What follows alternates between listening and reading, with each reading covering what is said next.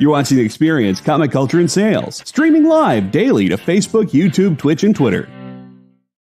Did you guys know that YouTube brought back the 30-second unskippable commercial? That's why there's no one seeing me say this right now.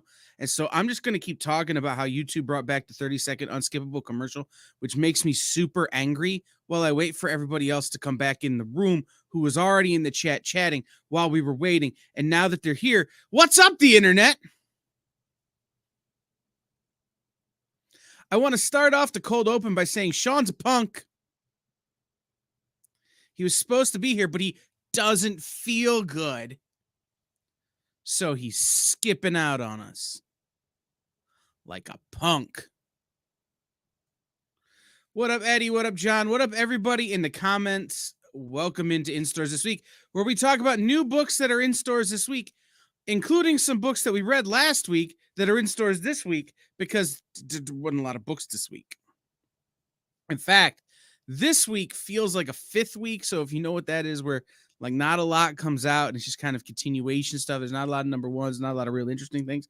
A fifth week, that feels like this week, even though last week was the fifth week. And then or 2 weeks ago was a fifth week. And then next week feels like a first. It's a mess. The comic book publication schedule is a mess. So this is In Stores This Week, where we talk about new books that are in stores this week. I said that part already, but I forgot what I said because Sean's a punk. That's really your takeaway from this. Sean is a punk. And yeah, let's talk about some books.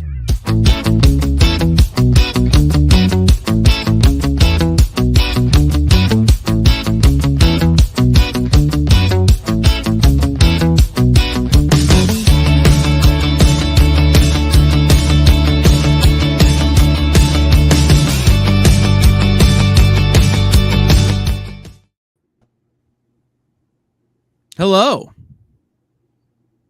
What's the sound of one dad sleeping? I'm not sleeping. I think that was the sound of Kyle giving himself sleep apnea, though.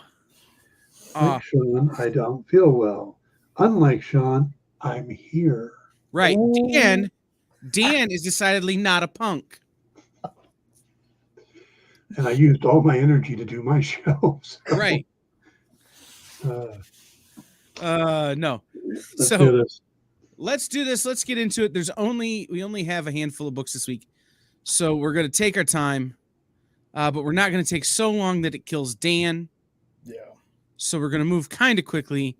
Look, we're going to figure this out as we go. So let's start with Breath of Shadows number 5, a book that has creeped me out so much, I didn't even want to open the PDF. I'll go first. I don't know what it is, but as this book went on, I forgot everything that happened beforehand. And I don't mean the story, I mean the people. So there's all these people running around this issue, and I don't know who is who. I don't know who's in the band, who are the part of the expedition, who are the bad guys, why the same guy keeps popping up all over the place. And then suddenly it became something completely different near the end. And I didn't care. And it kind of feel how I feel about this book. Like there was some deep metaphysical meaning that they were trying to say with this book. And I don't get it. Maybe I'm dumb. I don't know. But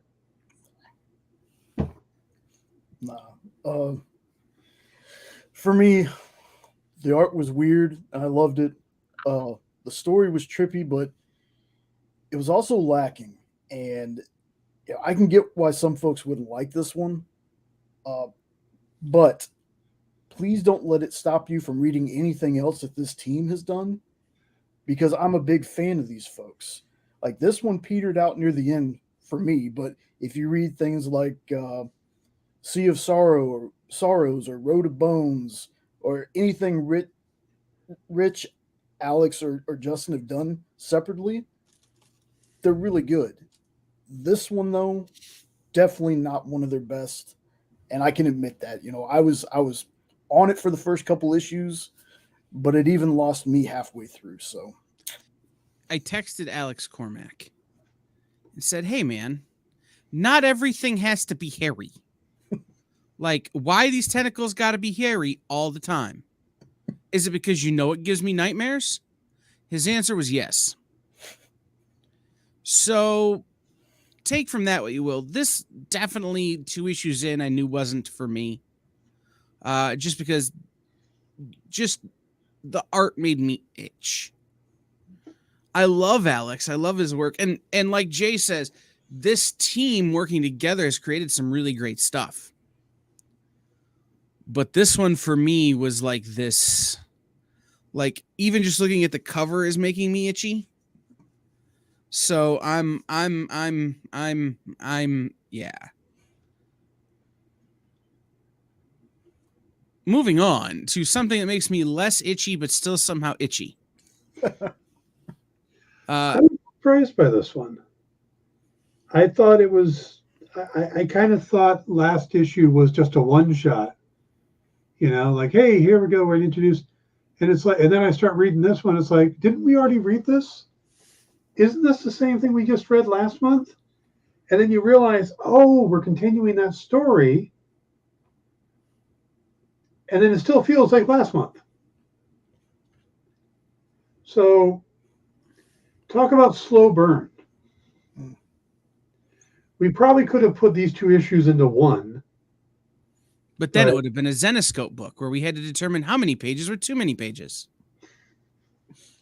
So I like what Sue Lee is doing with the book, but it feels like it's taking a long time to do it. So I'm really curious to see where this is going next, because now I'm seeing the start of a story. But do we need 2 issues to set this up? I don't know. What do you guys think? So far, there's only 4 issues solicited. And to spend 2 issues setting up the story doesn't seem like a wise use of your page count. But I will say that this issue of this book puts this ahead of Scar for me in this Disney Villains run. Granted, it's only the 2 books out right now. But this is my favorite of the 2. I really enjoyed it. I like this kind of getting to feel like Maleficent is an interesting character apart from like movie Maleficent, which has its own sort of drawbacks and its own sort of storytelling tropes that it falls into. This feels different than that, and I quite enjoyed it. The one thing I will say about this book, for me at least, is that some of the art seems to almost foreshadow the writing. It's like Sue Lee, because she's writing and drawing it, knows what's coming a little ahead, and so starts to draw it in a little ahead. And while in a movie it's okay, like when the score starts to turn like a little more malevolent before a malevolent thing happens, the art seems to be telegraphing the storytelling for me. And not a bad thing. It's just a thing I noticed that kind of gave me pause a couple of times. So overall, I really liked it. Well, for me, first and foremost, a new heartstring puller unlocked. Sad horses. Didn't realize that was a thing until this book, and not even Artax looked that sad, sinking into the swamp of sadness. If anybody knows what reference that is. Oh yeah. Okay. I like this one more than the first one, but it does feel like it could have been combined. Like like part of this issue could have been combined with the first one. Like after the boy runs off, his brother shows up. Spoiler. Spoilers. Come on, Jay. I don't think it's that big of a spoiler. But it is also nice to see. It's nice to see a story forming. You know, I thought after reading the first issue, I was like, okay, this does kind of feel like a one and done thing, but it does. JD, you should still get the book. I thought it was good. Like, I'm excited to see what they do in the next one. And you said there's only 4 issues. So far. Yeah, Okay. I mean, there's only through 4. August. Yeah, Right. It's through August. So, I mean, there certainly could be more. I don't remember in the original conversations I was having with Nick about this how many he said it was, but I think it's 6. But it's hard for me to know without having that in my notes. And here's something that and I won't spoil it. I think if the next villain I'm thinking is coming up next, I think that one's going to blow them all away. So, all right. So I want to know which one he thinks is coming next. So do I, but no spoilers. All right. So real quick, before we go into Fence, have either of you ever read Fence? No. Okay. I'm interested to hear what you have to say. No, you're not. I'll go first. Dan went first on the other 2. I'll go first this time. So, even though Sean's not here, he did read the books because I read his notes. And Sean wasn't a fan of this one. And the reason I tell you this is because in my notes, I said I was very surprised that Sean didn't like it because this reminded me of a bunch of animes that him and Jenna watch. And that's exactly how this book reads to me. A ridiculous, over-the-top anime. Just without the paragraph-long name. And, over-the-top drama. Oh, no, I'm sorry. It's like, it has over-the-top drama. It's kind of like a Prince of Tennis, but for fencing. This was fine. You know, I'm not a fan of those kind of animes. I'm more of a Fist of the North Star, Akira kind of animes, stuff like that. But I think those who are fans of this type of ridiculous anime, I think they're going to like it. So to answer JD Smith's question, is Boombox a division of Boom Studios? It is. Yeah. It's their all ages division. Really? This is for all ages? Yes. Well, it falls into their all ages because it's technically a YA. It was...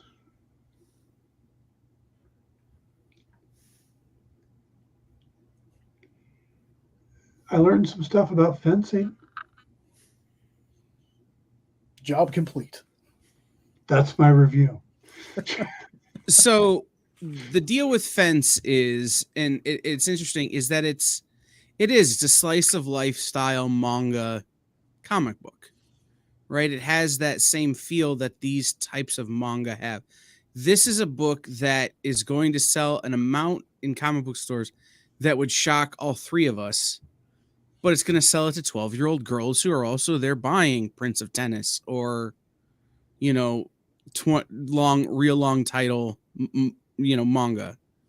Prince of Tennis? Yes. There's a basketball one. I can't remember the There's name a football of. one. Yeah. Is there a lacrosse book? I bet there is. Probably. But the reality of it is that it's not. My heart. No, it'll be something like, I don't like to play lacrosse, older brother, but you do, so I will, and then I will beat you, and I will win, and I will be the greatest ever. And that's the title of the manga. And then I was reincarnated as a slime. Right. Here's the deal. This book, much like manga and anime of that type, isn't about the sport. It's about the people, and it's about the storytelling of the people. And this is one of those I said it feels like Assassination Classroom with non-lethal blades is how I've always felt about this book. It really is kind of Boy Meets World with swords. And it's a fun read. He dropped his hey. Just one of the lines. Right. How shocked they were that he dropped his sword. Right. Right. That's exactly it. It's the sword fighting is not that important as it is the So drama it's just a amongst soap opera. people. When Right. you were growing up and watching your mom's TV shows in the afternoon, when Right. you were homesick and you're watching General Hospital, that's what this is. Right. Like saying through the hourglass, these are the days of our lives. It just happens at a fencing academy. Yeah. Super fun book. Really, I really have enjoyed the previous issues, the previous series. This one is a little more. I feel like a little more dramaed up. This is a little more which member of BTS do you choose than previous volumes were, but it was a good time. It also kind of gave me Ultimate Spider-Man cartoon vibes, just from the little chibi characters that popped up every once in a while. Absolutely. Yeah, I thought that was just part of me not feeling well. Nope, you weren't hallucinating, Dan. All right, so this is Hairball number 3 from Dark Horse. This is part of the Flux House imprint there, which is Matt Kint's imprint. We skipped number 2. No, we didn't. Is this number 3? This is number 3. Oh, that was number 2 for some reason. We skipped number 2, which I think goes into why number 3 didn't make any sense. Yeah. Number 1 didn't make sense, but at least number 2 would have given us a through line to get to number 3. Wow. But I will say this, as bad as Dan feels right now, and as clearly as bad as Sean, who's a punk, feels, I thought I was hallucinating reading this book. Why is this book? I don't understand. That's my review. If you read number 1 and number 2 and you liked them, good for you. Keep reading. But I'm missing too much at this point. This is going to be like a half-hour episode. Look, sometimes you come across a writer that just clicks with you. Everything they do just works. It's like, whether sometimes it's a singer, sometimes it's a comic book writer. So, basically anything that Rob Thomas from Matchbox 20 does feels like he's writing it from my own thoughts. Matt Kint, other end of the spectrum for me. Most of the stuff he writes, I have not been able to connect with. I think he did Ninjak for a while, which was pretty good. But this stuff, I don't even see what story he's trying to tell. What's the purpose of the story? And it took a really weird turn from a demon cat to maybe it's something else. Maybe it's a god. I think it's a space alien. Space alien would have been cool. I mean, that would be the 4th issue. Right. And Dan, I'm going to agree with you on Matt Kint, by the way. The stuff he did at Valiant is my favorite Matt Kint. He a couple of other things that he's done, like Black Badge, and we just read it. It was a Vietnam story that he did. Oh, with the gold? Yeah. I like those, but other than those few books, it's like Matt Kint's a great writer, but I don't get it. Yeah. So luckily I don't live with cats anymore, so the book didn't creep me out as much as it could have. Yeah, see, and for me, Matt Kint's Exo run was amazing. Amazing. Yeah. And then I read some of the stuff that he's more famous for, and I'm like, I don't get it. I do not get right. This one, my very first thought was, I missed issue 2? Because apparently I missed a freaking encyclopedia worth of knowledge between those 2 issues. This doesn't even feel like the same story, except for the character names and the cat. What a crazy story this is, man. Like, I want to know what the hell's going on with this cat. And it is the curiosity thing, because I'm like, is the cat a demon, a god, a demigod, a ghost, or is Anna just insane? Is all of this, and she's just killing random black cats she finds? I still don't know how I feel about this book. Like, I'm not over the moon for it. It's weird, and I don't get it, yet I want to know more. I'm not saying I love this book by any means, but there's something about I just want to know what the cat is. I don't even care about the rest of the story now. I just want to know what the cat is. Or if she's crazy. That's all I got. I think you're crazy for wanting to know who the cat is. So, Dan, today you talked about that the Spider-Man where they stole the parodied the Beatles title that I won't see. What are you talking about tomorrow? No idea yet. How about Thursday? Honestly, I don't. I have zero idea. Do you know what you're talking about on Thursday? Super fun promo, Dan. Just winging it this week. Sorry, man. Being honest. Hey, at least you're here, unlike Sean. Yes. I told him it should just be him taking a nap for an hour. Right. ASMR. I appreciate you toughing it out, even if you don't know what your show is tomorrow, because Sean didn't. He's gonna have a complex, man. I know. Yeah, I like JD's idea if Hairball turns out to be a flirkin. If this winds up being a Marvel book, I swear I'm going to throw something at the wall. All right, Jay, what's happening with the Space Cadets? So, the episode they did this week, they start off by talking about what comic book universe has the best roads. Like would Gotham driving on? Like would Gotham just have potholes everywhere, and Metropolis would just be smooth riding? Who they wouldn't want to meet in an alley, who they wouldn't mind meeting in an alley. I'm telling you, it's hard to keep track of what they talk about. I know they did their pick of the week was Periwinkle from Scott Wilkie of Bad Bug. So it was another one of those shows where I'm like, we had a plan, but we're going to stick to like a 10th of the plan. Then we're just going to go everywhere. So just like normal episodes. Remember the 4 things to know. Mm-hmm. Make the plan. Mm-hmm. Execute the plan. Expect the plan to go off the rails. Throw away the plan. Yep.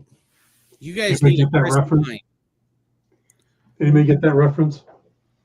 I do, but I don't know what it's referencing. I've just heard it so many times. It's Captain Cold's line from The Flash. There you go. Thank you. See, because I kept going, that's not Hannibal from the A-Team, because I love when a plan comes together. Yeah. I couldn't. Anyway, you guys need a Chris Pine from the Dungeons and Dragons movie. I make a plan. Well, then what do you do when the plan, then what? Well, I make another plan. So you plan for your plan to fail? Pretty good. Anyway, what's happening on the Triangle of Truth, Jay? So Sean's got a favorite comics of this year list so far. We got in more things to unbox, specifically a Garrett Gunn Patreon and a certain omnibus that finally came in. So I'm going to have that up pretty soon. And then Jenna and I will be leaving to go to Dallas, where apparently Garrett's going to be there. Didn't know that because Source Point is sponsoring it. That's true too. And I can't tell my wife anything or I will get punched in the face. But yeah, it's going to be a good time. It's going to be my first time going to this con and my third con overall. So we're excited. My favorite plan is Napoleon's battle plan. First we show up and then we see what happens. So yesterday on the Devil's Advocates, we were short one devil. So we picked up Jay and we had a conversation about the crisis that exists of shared universes. And I think I won. You did. Which isn't something that normally happens, so I don't know what to do with that information. But we talked about that on the show yesterday. Next week, Bronze Age Nerd will be back, and we will be discussing, is the bubble burst on Comic-Cons? What does the future of Comic-Cons look like? What is the current status of Comic-Cons? And do we think that we're beyond the bubble, as it were, that existed kind of pre-COVID? Well, when there's like 17 every weekend. Yes. Or when some of the cons aren't even about comics anymore, they're just about movie trailers. Yeah. You mean San Diego? No. Yeah. Anyway. By the way, if someone wants me to go to San Diego and is willing to fly me out and put me up, I'm there. I just, Oh, I'd love to go. I'm going to talk crap about it until I'm there. I've been. So have I. Not fun anymore. Right. I used to go and it was still fun when you could still shop with Chuck Krasinski and, actually buy comics. My first con was 1995. It was literally half the size it is now. My last year there was 2012. My last year there was 2016. Yeah. Yes, Dan, go first, please. So this is You've Been Canceled #1. Jay and I read it last week. So we're both here to see what Dan has to say and which movie analogy he makes. Movie analogy? Mm-hmm. I didn't get a movie analogy out of this. Okay. What'd you think?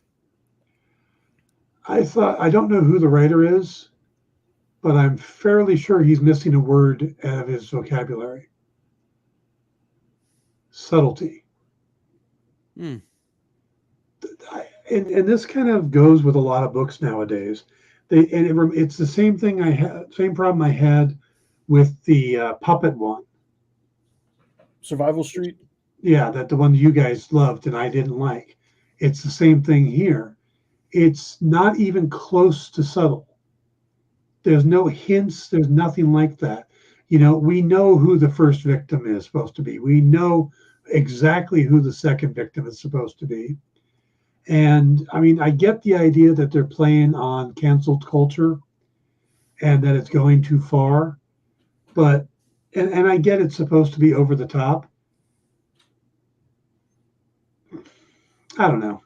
This one just didn't ring for me very well. I'm not a fan of the art that much, and I just felt the book was like, okay, yeah, you're doing like a cyberpunk version of where a cyberpunk type book where you're going over the top about the cancel culture. It's kind of a one note thing. So maybe it gets better with issue 2 when we actually fight, but it's like we don't learn anything about this guy, how he got into it, anything about him. All we get is the showcase and the analogy. And we know nothing about the characters or anything. So I didn't like it. So, Jay, you want to make your movie analogy? It felt like The Running Man, but from the stalker's point of view. Okay. Yeah, and I said it felt like the Doctor Who episode where people get voted up and down based on their social standing or whatever. It has, to me, this book, it doesn't have any subtlety, and it doesn't really need to. We get in the first episode, we get in the first issue here, okay, great. This is the world we exist in. And then there's a twist at the end that turns seen, that turns that world, for at least a small portion of it, on its head, and that's where the story picks up. Yeah, but you spend this entire issue, like I said, just focused on this world and him fighting off the other hunters, and even that seems bizarre to me. It's like, if you give me some angst, give me something. If he was working with the other hunters, if they like revered him or something, then I could see the twist. Now all the people have to go after him, but they already go after him. So what's the difference in the twist? They're all trying to kill him when he's trying to go after thing. It's just now he's going to be, hunted all the time. Spoilers. Again, it just sorry. I'm Way not to feeling jay it well. up there, Dan. Sorry. Like I said, we learn nothing about this character, who he is, other than he's older than the other people, and he's the best hunter. Or canceller, I guess would be a. So we mentioned it last week, and I'll mention it again. The art on the cover is like the art inside, so be prepared. If you don't dig the art on the cover, you won't dig the art inside. I really liked it in as much as there were two ways that a book called You've Been Canceled could go. It could be heavy-handed and really kind of drag you down into the, your own feelings about cancel culture and people who should and shouldn't be canceled. Or it can make light of it by making canceling this very over-the-top thing. And that's what it did. It took something that for a portion of the population is a very serious and hotly debated topic and blew it so far out of proportion that it's absurd. And now there's a twist at the end that Dan kind of talked about where the world is turned on its head. And now you get to see, okay, what are the ramifications of having been canceled? What does your life become once you've got to that point? And so I think that'll be interesting. Two things. One, his left arm is way too long. Is that the one just robot-y? Yeah. Well, if you were going to have him add some robot parts to your arm, wouldn't you just get it elongated too? But the flesh part, the shoulder, never mind. This book also put me in a bad mood because you guys read it last week and I had downloaded it to read this week because you had asked. But then you sent me that message that said, have you read You've Been Canceled? Which you're asking, have I read this book? That's not the frame of mind I was in. I should have put a comma. Yeah. And I'm thinking, what the hell is he talking about? And I wrote back, what? And then he came back, the Mad Cave book from last week. Like, oh. But I'm like, did somebody go on? Did I say something on my show that now people are going after me? Cancel. No, it's just voice to text, not always great at the punctuation. Yeah, so that hit me this morning too. I'm like, what? No. I would petition. Bring Dan back. More Dan. Speaking of things that should be canceled. Oh, God.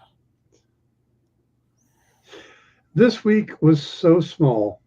I had so few books at least we had read the first issue of this one. So we know the story.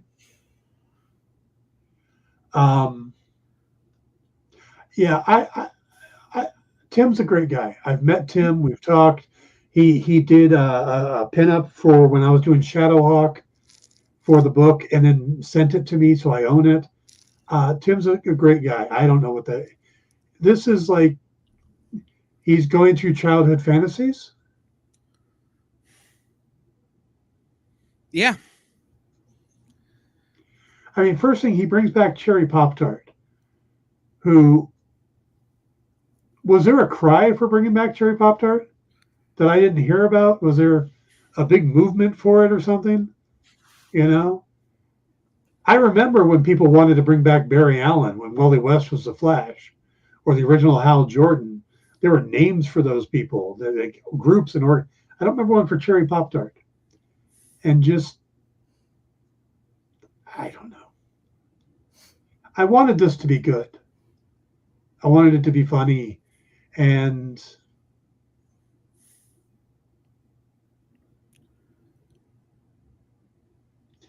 I'm going to drink some water. I don't think it's not good. I don't think it's not funny. I think it's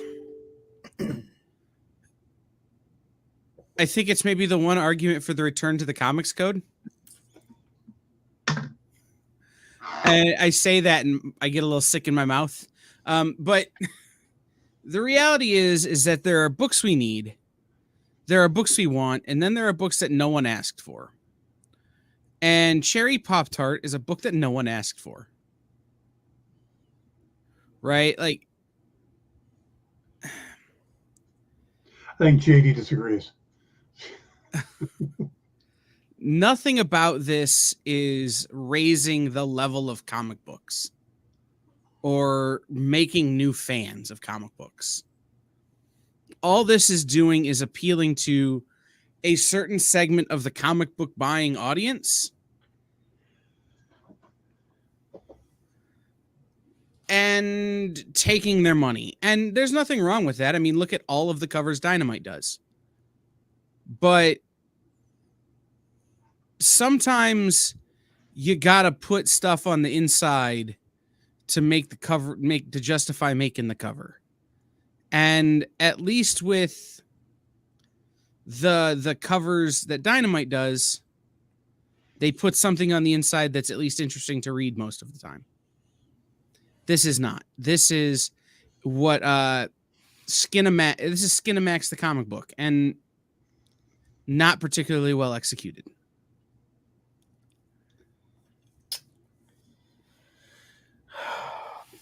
Skimmed, and I'm going to pull it down here. Mama said if you ain't got nothing nice to say, shouldn't say anything.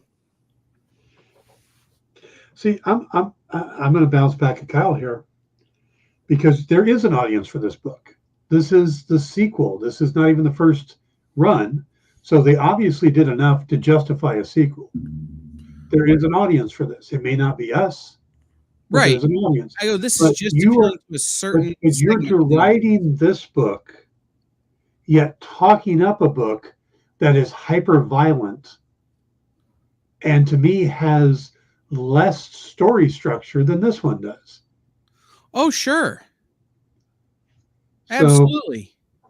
So, you know, it's just kind of an odd thing there that the last book we just talked about is pretty much the same thing. It has its audience.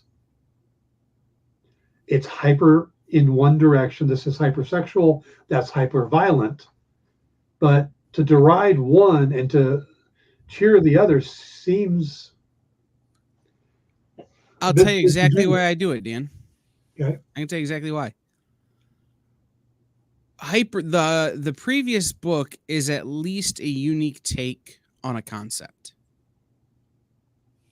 I don't feel like this is a unique take on Cherry Pop-Tart.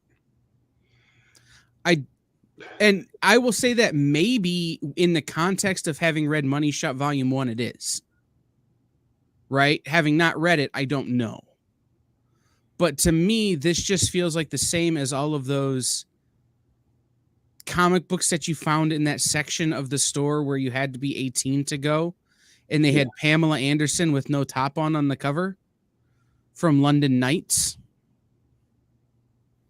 Where, you know, you have your fans and good on you.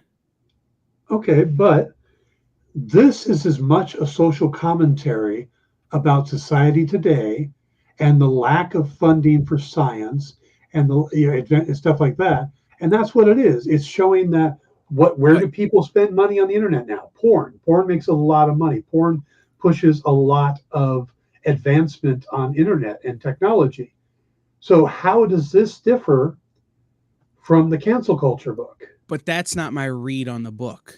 When I read this book, I don't see that.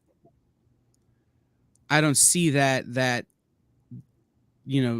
argument being made. I see an excuse to make a porn comic. But okay.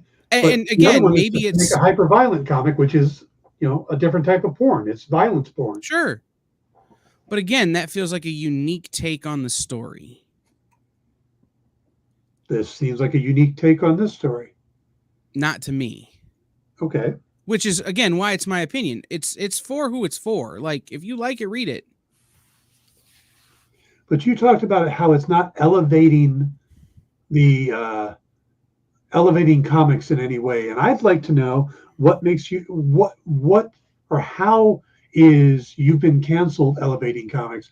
Or how is Hairball elevating comics? Or Breath of Shadows? How are they elevating comics? I don't know that they are. Then why are you pointing out this one for not doing it? Because that was the thing that this felt like. It felt like I felt dumber after having read this book than I did with any of the other books. Okay. Again, it's my opinion. Yeah. We are on Facebook, Ed.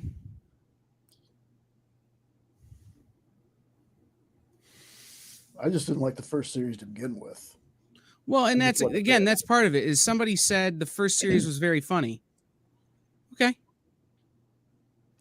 Maybe it is. And if I had that knowledge, I would enjoy this one more. Do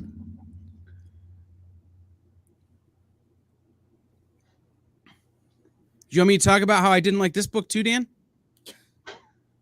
I was going to say this is probably one of the better books this week. Yeah, but I completely forgot the previous 4 issues. So I didn't like it because I didn't remember. But it was a pretty good story. Yeah. It's good art. Yeah. It was entertaining. Mm-hmm. Makes a major change in the character. Uh-huh. So, book of the week. Yeah, well, it was a well-done book. I just don't remember issues 1 through 4. Yeah. If you guys haven't been following, for some reason, all of the other characters in the Dynamite universe, Draculina, Vampirella, Panthera, Nyx, Chastity, and Evil Ernie, are all trying to kill Purgatory, who we've been following Ray Fox's different miniseries. And this is the third one. Well, it turns out we find out why they're doing it, and we have the big showdown. I believe this is the final issue in the series. If it's not, then it makes no sense. But and it's a satisfactory conclusion to the series. Again, I think it's a well-written book, and the art's good, the covers are good. But it was a nice change of pace to get to this one after all the other books this week, which I don't normally say about Purgatory books. I'm not the biggest Purgatory fan, even though I've written the character. You know, I don't like her as much in how they're doing her in the comics now as they used to, but it's a good book. So, And I'll say this: had the first page said, "Hey, do you remember that all the other characters are trying to kill Purgatory?" That would have gone a long way towards even enhancing this book more for me. I feel like when I send out the comics for everybody to read, I need to send out a summary of the previous issues just for you. It certainly wouldn't hurt. Yeah. I don't get paid enough. It's true. Again, I will say I will agree with basically everything Dan said. This was great. I enjoyed this. My big hang up was I was 5 pages into the book before I remembered what the hell we were talking about. It's that thing where you walk into the middle of a conversation and are asked to pick it up in the middle. Except that I wasn't. I just don't remember. So, if you can remember the previous 4 issues, this one's a home run. If you can't, it's a little awkward for a while. Yeah. I'm not as enthusiastic about it. I did like it. I really wish the one thing that bothers me about Dynamite, and it bothers me about a lot of people, a lot of companies. I want this art, the art that is on this cover. I would love to see a story done in that art. Because when I look at this cover is fire. Like most Dynamite, their covers are amazing. But I'm the old man shaking his fist on the lawn. I'm not too wild about this digital art that they use because it just looks too digital. It's not that it's bad. It's just I don't read enough books that look like this to I guess appreciate the art or whatever. I'm not exactly sure what I'm trying to say on that part of it. The art's not bad. It's just not my thing. I would love to see this cover as art. The story itself, I thought was fine. I don't remember every issue because that's just how my brain works too. But I felt like the ending of this kind of puttered out. I don't know what else they could have done to where I would have been like, oh, this whole thing was awesome. But I don't know. Like, if nothing else with these books, always the covers. It could be a terrible book on the inside, but the covers are so good. See, and the problem with that is it'd take 2.5 years for every issue to come out because of how long these covers take. Yeah. Plus, cover artists make a lot more money than interior artists. What it would cost to put this book out with, I think it's is that Derek Chew cover? No, that is, please hold, Colette Turner. Colette Turner.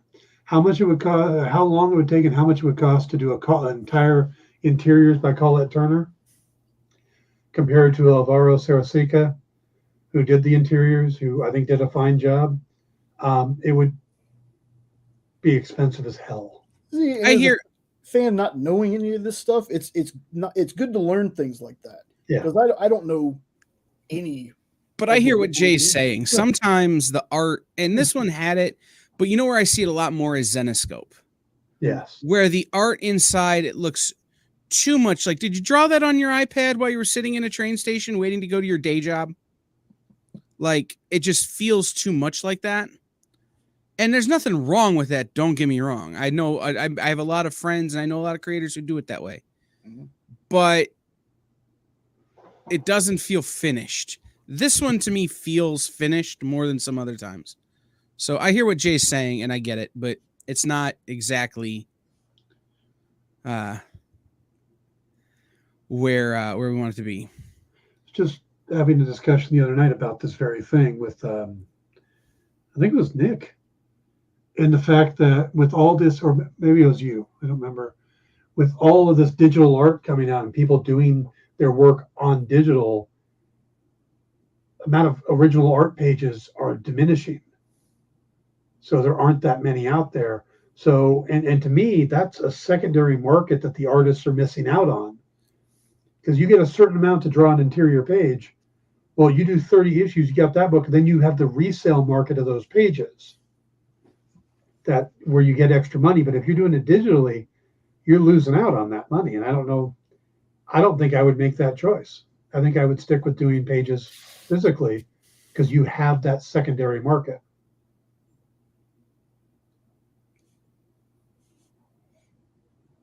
Yeah. And John, there are cover artists who I wouldn't say don't know how to do interiors, because if you know how to draw, you know how to draw. No. But there are cover artists who do that specifically because they're not as strong as interior artists, or because it is a skill set that they don't use regularly. I have a great example is Todd Knock. Todd does a lot of covers for Marvel. He's a great interior artist as well, but he hadn't done interiors for so long because he'd been doing nothing but covers that like the muscles sort of atrophied and he had to relearn it. I will say this, and it was this, I can't remember which one it was. I think it was this one. I'm not a huge fan of the lettering in this book. I didn't like the lettering, but that's a thing. JD Smith wants to know about AI covers. I think that's a debate for another day and another time. Yeah. Because we still have one book to get through in only 10 minutes. And we weren't going to fill the day. Huh? And you were worried we weren't going to fill the show. You were worried we weren't going to fill the show. Because you weren't feeling good. And then I got you good and riled up, and now we're good to go. So before we dig into this one, does everyone have a favorite Street Fighter character? Chun-Li. Yeah. Like Guile. Or Ken. Yeah, for me, it was always Guile. All right, so Teenage Mutant Ninja Turtles versus Street Fighter. How did I not think of this? How did no one think of this before? I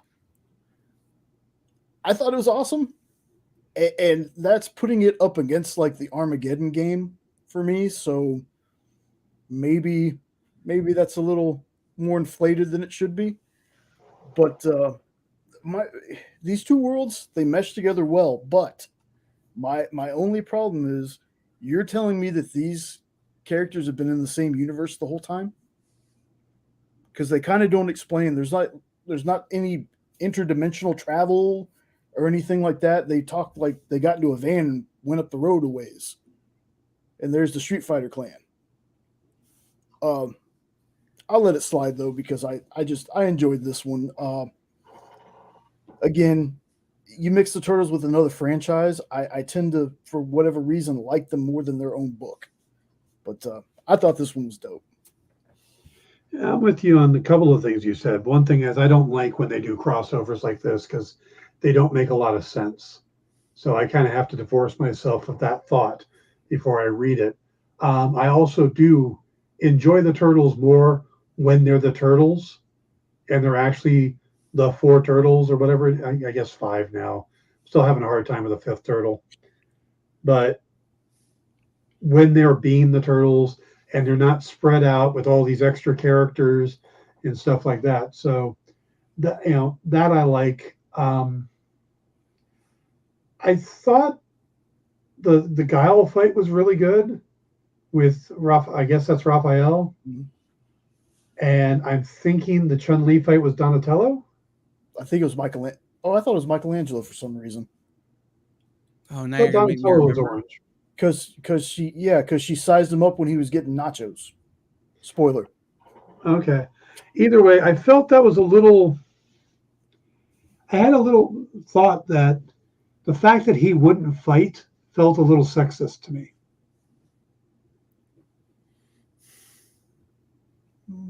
The 5th turtle, depending on the series you're reading, John, is either Jenica or Venus. Do we know which one it is in this? It's Jenica. Okay. But overall, I do like the art in this book. It's really cool. And yeah, it was a good read. So if you're fans of either of these franchises, it's a fun story. You got to turn off your brain about how do they connect. But other than that, it's a fun story. Kind of curious where it goes. And of course, the bad guys merged or fight together or find a way to get together. So I want 2 things out of this series.